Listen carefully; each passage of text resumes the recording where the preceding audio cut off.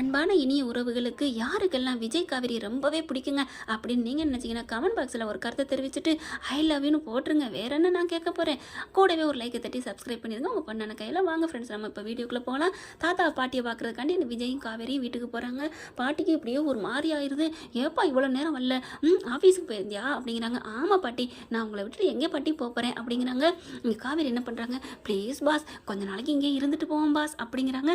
இங்கே பாரடி சொல்லலாம், இருக்கிறது இருப்போம், போகிறது போவோம், ஆனால் மொத்தமாக இங்கே வருங்கிறத வேலையே வேணாம் காவேரி, சொல்கிறத புரிஞ்சுக்க காவேரி அப்படிங்கிறாங்க. மாமா மாமா ப்ளீஸ் மாமா, சரி உனக்காக ஒரு வாரம் இங்கே இருப்போம் போதுமா அப்படிங்கிறாங்க.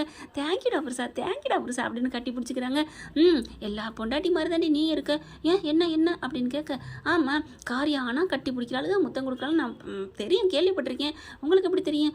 அதான் கேள்விப்பட்டிருக்கேன்டி, அதெல்லாம் அக்கம் பக்கத்தில் யாரும் இல்லை, உங்களுக்கு எப்படி தெரியும்? படத்துல எல்லாம் பார்த்துருக்கீங்களா, காரியம் அண்ணா எவ்வளோ ஐஸ் வைக்கிறாங்க, புருஷனுக்கு காலமிக்கி விடுறதுன்னு, கையமுக்கி விடுறதுன்னு, முத்தம் கொடுக்குறதுன்னு, அதெல்லாம் நீ பண்ணுறீல, நான் ஒன்றுமே உங்களை இப்போ பண்ணவே இல்லையே பாஸ் அப்படிங்கிறாங்க. இப்போ தானடி இப்படி கொஞ்ச நான் வச்ச மாமாவை அப்படிங்கிறாங்க.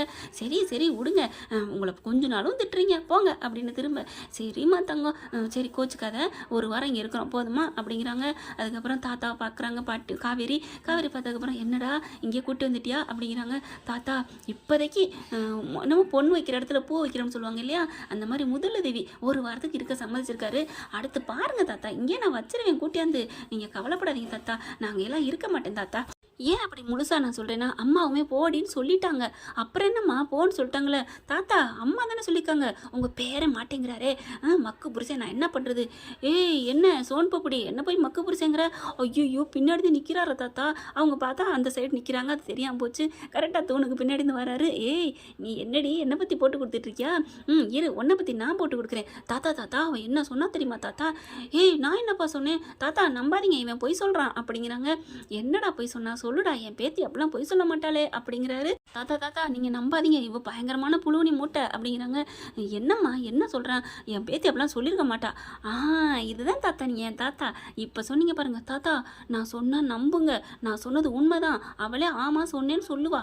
அப்படியா, என்னம்மா சொன்னா, என்னப்பா சொன்னா சொல்லு அப்படிங்கிறாங்க. எனக்கே தெரியலே தாத்தா அப்படிங்கிறாங்க.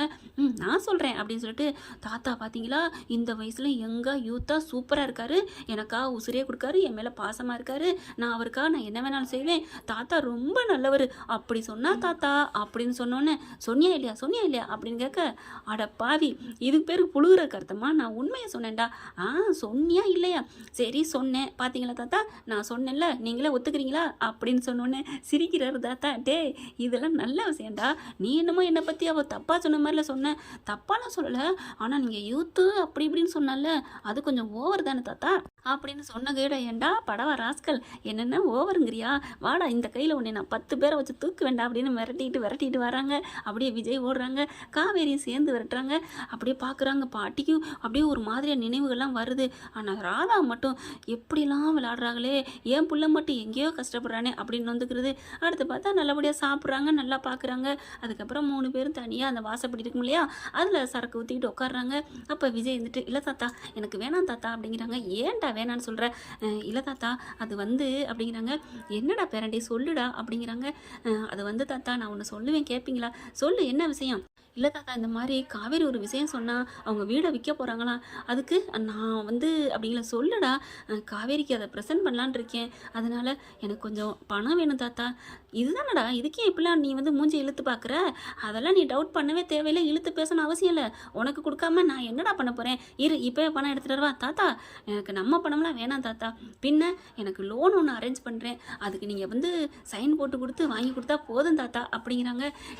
இவ்வளோ தானடா அப்படிங்கிற, எனக்கு அது போதும் தாத்தா அப்படிங்கிறாங்க. அதே மாதிரி லோன் போடுறாங்க, ஏற்பாடு பண்ணிடுறாங்க, பணத்தையும் கொடுத்துட்றாங்க. அதை வாங்கிக்கிட்டு சந்தோஷமாக வீட்டுக்கு அத்தைக்கிட்ட கொடுக்குறாங்க. அத்தை இந்தாங்க அத்தை அப்படின்னு சொல்லிட்டு, என்ன தம்பி அப்படிங்கிறாங்க. நான் பணம் வாங்கிட்டேன், இந்தாங்க.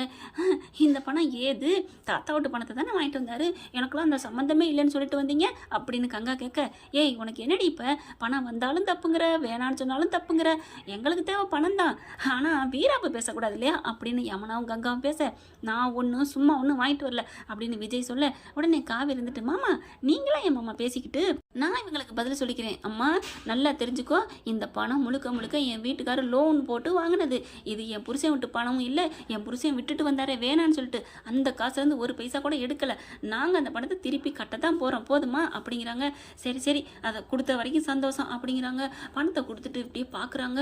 வாங்குங்க இவ மூஞ்சிலே முழிக்கக்கூடாது, நம்ம போவோம். ஏன்டா பறக்கிற, நம்ம ரூமுக்கு போயிட்டு போவோம் அப்படிங்கிறாங்க.